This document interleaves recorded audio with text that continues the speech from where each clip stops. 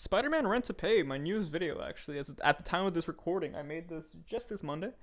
Over the course of a week. Fun fact: this is probably one of the only times I actually spent like the entire week making a video from Monday to Monday, because by the time A Giant Meteor is Headed for Earth came out, I pretty much had a solid idea of this video and what I wanted it to be, because I've been wanting to do a Spider-Man video again for a while, and what it had to do with like rent, and especially now that this whole crisis thing, this whole like coronavirus crazy shit has been popping off hard. Like I think now more than ever would make sense. So again, it starts off with a shot of Peter's apartment, and he's broke in typical Peter Parker fashion, and of course his rents do as well. But this also takes place in the current world, in the real world, so he can't work because nobody can work, because nobody's going outside, because everybody's scared of this deadly virus. Well, at least everybody should be scared of this deadly virus. Not a lot of people actually are. I mean, a lot of people are, rightfully so, but not enough in my opinion. So he can't pay his rent, obviously. So what does he do? He's gonna go to his landlord's house. And this castle, oh lord, this castle took me a whole day to build. In fact, I started building this castle on Monday night, and then I finished building the exterior on Tuesday night, and that's when I shot. And in fact, I'll actually go through the sort of timeline for this. So this is actually this shot right here is the first shot that I made for this whole video. I shot it on Tuesday night, right after I finally finished doing the finishing touches on the castle exterior. And I shot it, and boom, and then I shot a bit of this. I shot this as well. And that was it. That was all I got for the first night. This interior shot you see here, I actually did, I think, on Friday night. Yeah, it had to have been Friday night. And then, so this whole toilet joke, I mean, like, yeah, the landlords will probably do as much as they can to make sure they don't have to pay for anything out of their own pocket, which, I guess makes sense. But it's just funny because when I first moved into my current apartment, the first thing that I had to do was call my landlord because the toilet was broken and just wouldn't flush. And she was like, oh, I have to pay for that. And I'm like, oh, fuck, yeah, you do? What the hell am I supposed to do? I'm already paying you the fucking... it's just... Like, it's not, like, I didn't break it. It was broken when I was already here. Like, why are you telling me you got to pay for it? Like it's not your job. Like, it's not like your duty as a landlord. All right, I'm going to stop going into crazy mode and start talking more about the video itself. So, again, Dracula. Well, not really. His name is not actually Dracula. His name is Mr. Suck in this video. Mr. Suck. Like, I'm not creative. When it comes to names, clearly, Strong Doctor, Mr. Suck, the vampire, Alec. But the whole point is, he wants to recruit Spider-Man into his family, into his vampire landlord family, so that way he'll be the strongest landlord, and nobody can rise up against him. No tenant can possibly unionize and organize to go on a rent strike, because Spider-Man will just disrupt it. And then this fight. Yes, this fight. Now, the reason why this video took so much time, why I had to work day and night, is because all the craziness that happens in this fight. I wanted to give this vampire like all the vampire powers, like that known to man, like turning into a bat, which is a big one, and with that you can do a lot of stuff because he can start flying, he can start like transforming into a human and just landing some crazy like advantage punches and stuff like that. You have a lot of freedom when you give that vampire the ability. Like vampires are a bit more badass than I think people give credit for. So yeah, he turns into a bat, and he also has a super strength and a super speed. And I like the tumbling there. I think it's just fun. Yeah, I'm a vampire. Ugh. And yeah, just the whole vampire accent as a whole. I love the vampire accent because I actually recently watched Dracula. I haven't finished it yet. Even though it's only 3 episodes, I still haven't finished the 3rd episode. And I found myself really weirdly into this aesthetic of like this whole sort of like horror gothic type of like castle kind of feel. I don't know why. I never liked it before in my life, but I like it now. So, Alright, now we're back to the exterior, and you guys gotta remember something. The interior of the fight is a completely different set from the exterior of the castle.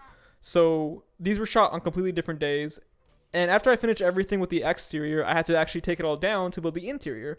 So this was shot on, I believe, Wednesday afternoon, Wednesday morning maybe, after I finished shooting this bit right here. Yeah, after I finished shooting this bit, I immediately went into this. you know, and then I would shoot like the interior stuff all later. I shot this on the weekend. So this was all shot. This was actually shot like this might have actually been shot Sunday. This shot right here of the homeless person. Yeah, that was shot Sunday. This was shot Saturday. This shot was like, you know. And sometimes that's why having a script is important, so you know exactly where to fill in the gaps and you can save as much time as possible, not having to rebuild sets. So this was shot on Wednesday.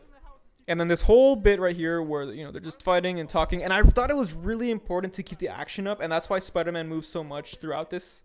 Even though they're just talking, like, you know, after this whole fight scene, you have to keep up that sort of energy. You have to keep up that sort of like camera movement and that momentum. So that's why I have him do things like, you know, he swings to that tower and then he climbs it again, and then we have the same shot pan to Dracula. Not Dracula, Mr. Suck, the landlord. And I thought this was like, and like, that's one of the reasons. Okay, there are a few reasons why I made the landlord a vampire, particularly. One, because I was really into vampires. Two, because this whole coronavirus shit apparently came from a bat, and vampires turn into bats, so that's just a happy coincidence. And third, Bloodsucker, he's a vampire, and his profession, I'm not gonna say they're not one and the same, but... And listen, guys, I get it. I know landlords have to pay mortgages too, okay? They're not just leeching off the bellies of society or anything.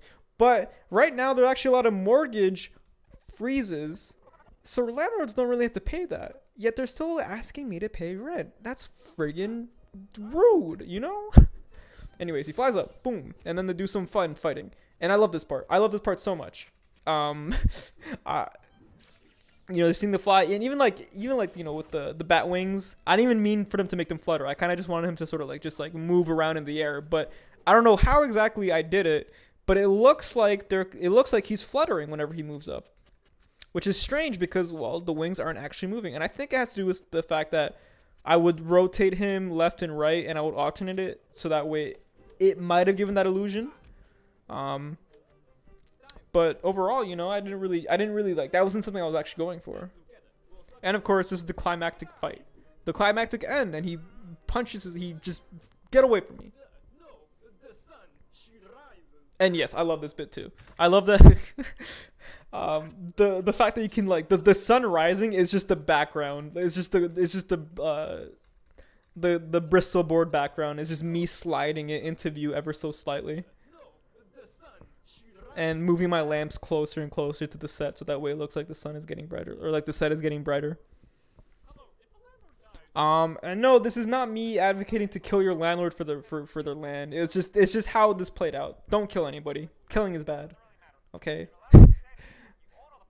And then it kind of like, you know, Peter gets all the rent, all 400 plus apartments that Mr. Sock previously owned, and he makes them free. Because he knows the struggle and he doesn't want to put anybody else through it. And I think that is pretty in character for him.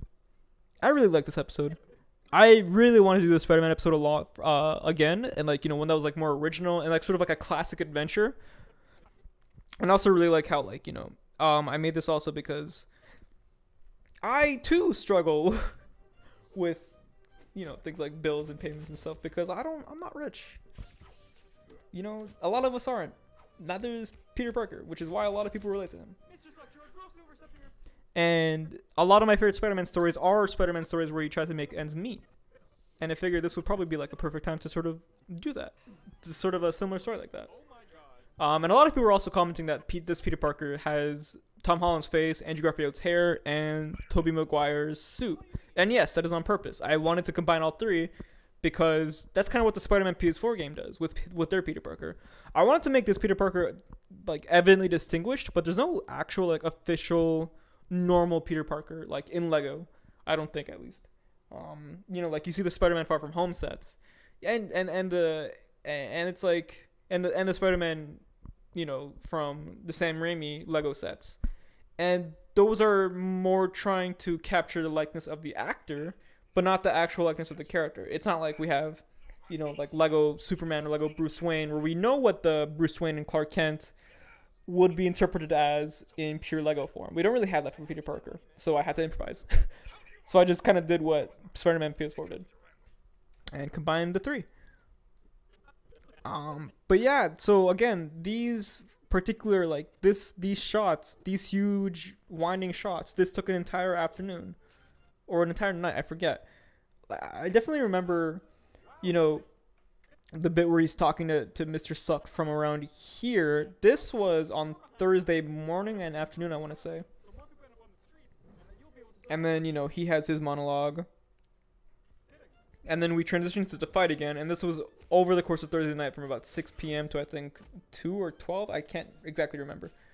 And then I stopped for the night. And then that sort of like animation session from Thursday night ended around that shot right there. Right when he spun his web, I said, okay, I'm tired for the night. It's like 2 a.m. Time to go to bed. I woke up and then I continued it from here.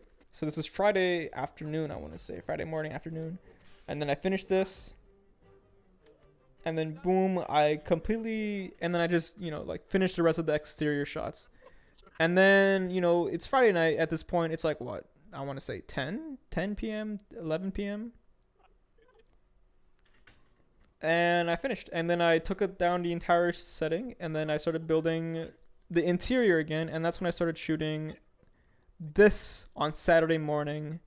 And then I shot the fight on Saturday night. That took the entire night. And then on Sunday, what I did was I shot this where he's at his house. I shot the TV setting. Oh no, that was actually Monday morning when I shot the TV. Like the news, like this was like what you see on his TV. I shot this on Monday morning. And I shot all the flashback stuff, like to when Mr. Suck is telling his tale on why he won't actually kill tenants. This was all shot on Sunday.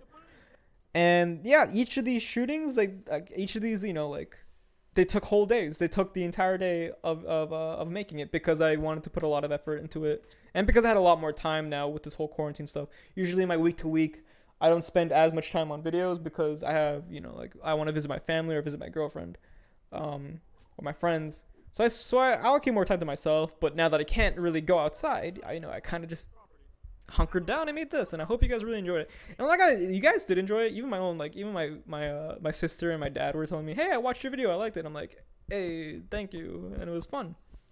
But yeah, that was the whole shebang.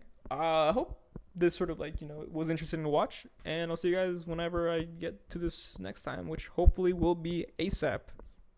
All right, see you guys then.